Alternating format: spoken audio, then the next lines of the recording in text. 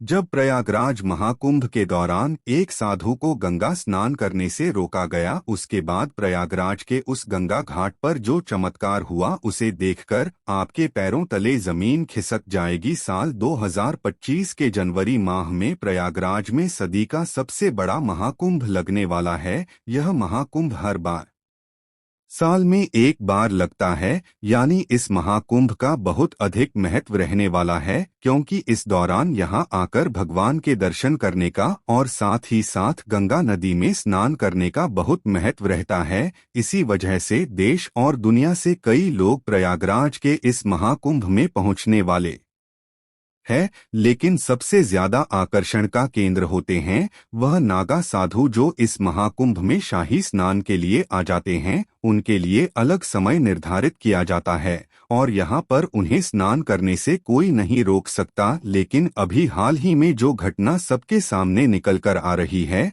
उसने सभी के हो सोड़ा दिए, जहां पर एक साधु महाराज को गंगा नदी में स्नान करने से रोका गया। इस घटना के पीछे की सच्चाई वह तो आप वीडियो देखकर ही जान पाओगे, लेकिन उससे पहले क्या आप प्रयागराज के इस महाकुंभ में शामिल होने वाले हो? नीचे हमें कमेंट बॉक्स में जरूर बताइएगा। धार्मिक मान्यताएं हैं कि मां कुंभ में स्नान करने से जातक को मोक्ष की प्राप्ति होती है और जीवन भर के पाप मिट जाते हैं। कोई भी महाकुंभ साधुओं के बिना अधूरा है, क्योंकि यह साधु संतों के आगमन और स्नान से ही संपूर्ण माना जाता है। देश भर से साधु महाकुंभ शुरू होने के कई दिनों पहले ही प्रयागराज पहुंच जाते हैं। इस घटना की शुरुआत होती है मध्य प्रदेश के महेश्वर में रहने वाले राधानंद जी महाराज से, जिन्होंने बचपन में ही अपने घर का त्याग कर दिया था। 9 वर्ष की उम्र में उन्हें आध्यात्म की पहचान हो चुकी थी। उन्होंने अपने घर बार का त्याग करके भिक्षा मांगकर ही अपना जीवन व्यतीत किया था। राधानंद जी महाराज रोजाना उठकर ठंडे पानी से स्नान किया करते थे और भिक्षा प्राप्त करने के लिए निकल जाते थे। उन्होंने अपने जीवन काल में सांसारिक सुखों का त्याग करके कई तपस्या की और कई सिद्धियां हासिल की। वे महेश्वर के घाट पर ही निवास करते थे। एक समय की बात है जब महेश्वर की नर्मदा नदी में स्नान करते हुए एक बच्चे को सांप ने डस लिया। जब उसके घर वालों ने देखा कि वह एक जहरीला सांप है तो उनके होश उड़ गए। बच्चा धीरे धीरे दम तोड़ रहा था, लेकिन वहीं पास में राधानंद जी महाराज बैठे हुए थे। जब उन्होंने उस बच्चे की हालत देखी और उसके माता पिता को रो हुए देखा तो उस बच्चे के पास आए और जिस स्थान पर सांप ने डस था वहां पर हाथ रखकर महादेवी के कुछ मंत्रों का उच्चारण किया गया और चमत्कार कुछ ऐसा हुआ कि उस बच्चे का सारा जहर उतर गया। इस घटना के बाद से पूरे महेश्वर में राधानंद जी महाराज की चर्चा होने लगी और महेश्वर के घाट पर कई लोग उनके दर्शन करने आने लगी। जब उन्हें प्रयागराज महाकुंभ लगने की खबर मिली तो वे महाकुंभ में जाने के लिए बहुत उत्साहित थे। वे तकरीबन 1 माह पूर्व महाकुंभ में पहुंचना चाहते थे, क्योंकि वे वहीं पर 2 से 3 महीने बिताना चाहते थे। उनका ऐसा कहना था कि महाकुंभ वह पवित्र समय होता है जहां पर देवी देवता स्वयं उस स्थान पर मौजूद होते हैं। वहां पर तप करना, साधना करना, भगवान का ध्यान करना बहुत ज्यादा फलदायी होता है। इसलिए 1 माह पूर्व ही जब राधानंद जी महाराज महेश्वर से प्रयागराज जाने के लिए निकल रहे थे, तब उनके कई भक्त घाट पर उनके दर्शन का में आ गए और उन्हें कुछ दक्षिणा प्रदान करेगा। उसी दक्षिणा का इस्तेमाल करके उन्होंने ट्रेन का टिकट लिया और महेश्वर से सीधा ट्रेन के माध्यम से प्रयागराज जाने के लिए निकल पड़े। अगले दिन सुबह राधानंद जी महाराज जब प्रयागराज पहुंचे तो सुबह के 3:30 बज रहे थे। सुबह सुबह उनका स्नान करने का दैनिक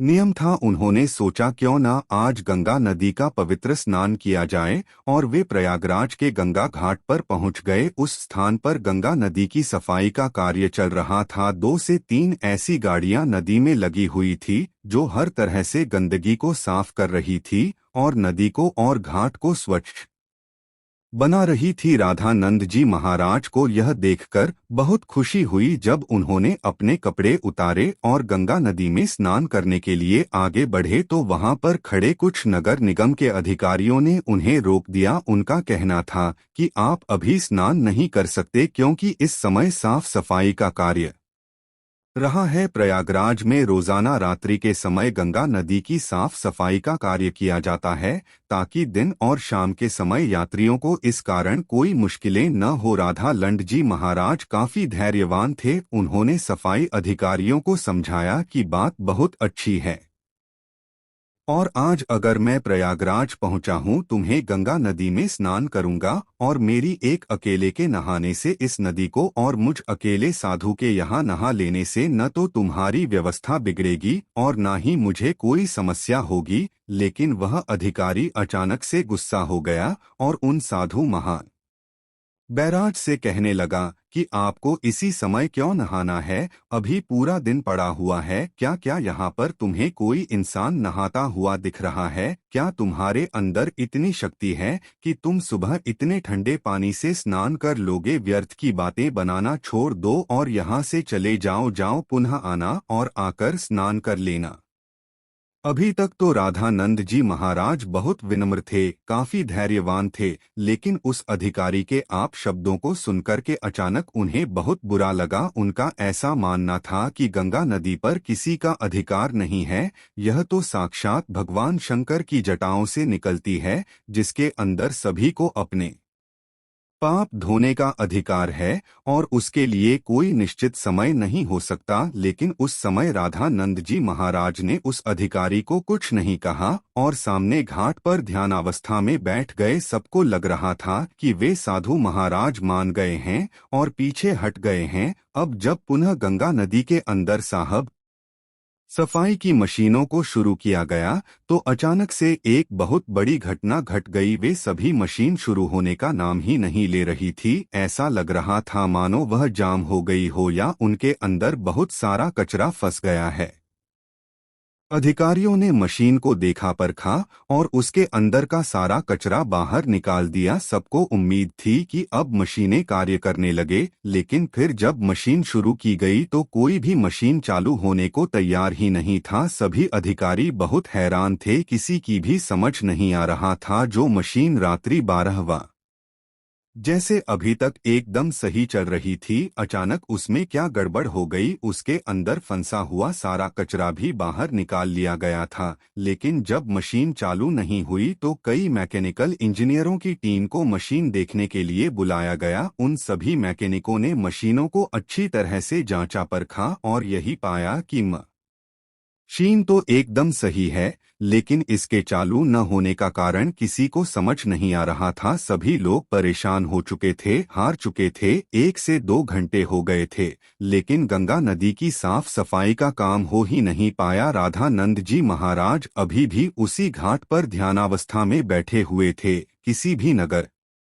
निगम के अधिकारी को यह बात समझ नहीं आ रही थी कि आखिर मशीन कार्य क्यों नहीं कर रही थी। गंगा नदी का साफ सफाई का कार्य उस दिन रुका हुआ था। सभी लोग बहुत हैरान थे, साथ ही साथ परेशान थे, क्योंकि उन्होंने मशीनों को सही करने की और फिर से चालू करने की हर संभव कोशिश कर ली थी, लेकिन उनके सामने कोई परिणाम नहीं आ रहा था। मशीन कोई जवाब नहीं दे रही थी। उस समय जो मैकेनिकल इंजीनियर वहां पर मशीन सही करने आया था, उसने जब राधानंद जी महाराज को देखा तो उसकी आंखें खुली की खुली रह गई, क्योंकि वो वही बच्चा था जिसको उन्होंने बचपन के समय सांप के डसने से बचाया था। वास्तव में वह ईश्वर का ही रहने वाला था। वह राधानंद जी महाराज के चरणों में गिर गया और बाबा उसे आशीर्वाद देने लगे। फिर वह सभी अधिकारियों को बताने लगा कि यह महेश्वर के सिद्ध महाराज है। बचपन के समय पर एक बार जब मुझे सांप ने डस लिया था तो इन्होंने ही अपने चमत्कार से मेरी जान बचाई। तब उस अधिकारी को अपने गलत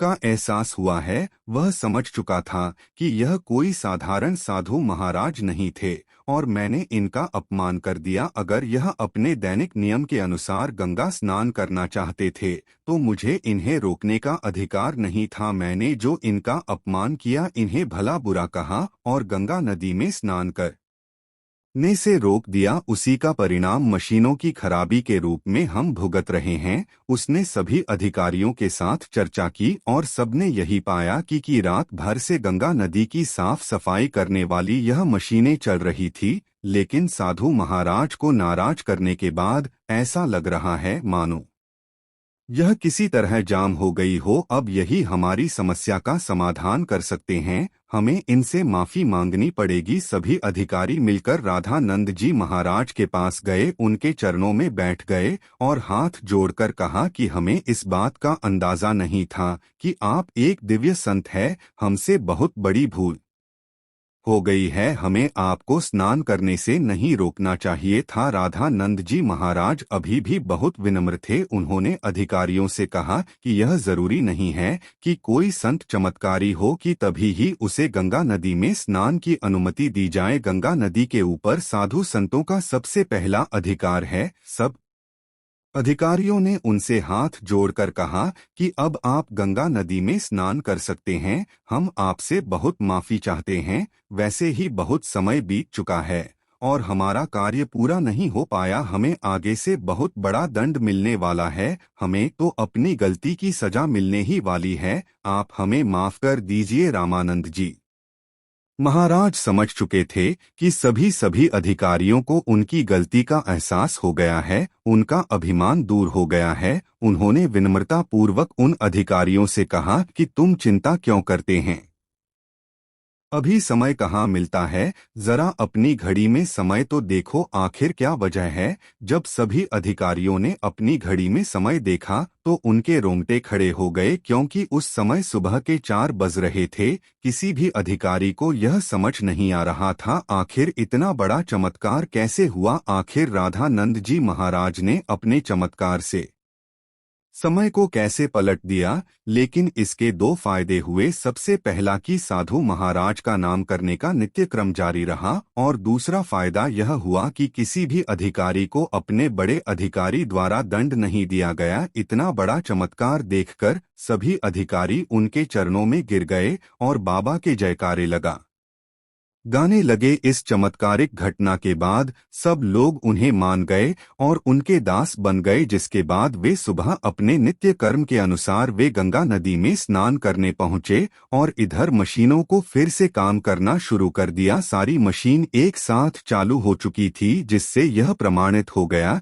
कि यह मशीन चीन केवल रामानंद जी महाराज के इशारे का इंतजार कर रही थी। जैसे ही उन्होंने अधिकारियों का अभिमान चूर किया गया और गंगा नदी में स्नान किया, वैसे ही फिर से मशीन चल पड़ी। यह बहुत बड़ा चमत्कार था जो हाल ही में प्रयागराज के महाकुंभ में हुआ है।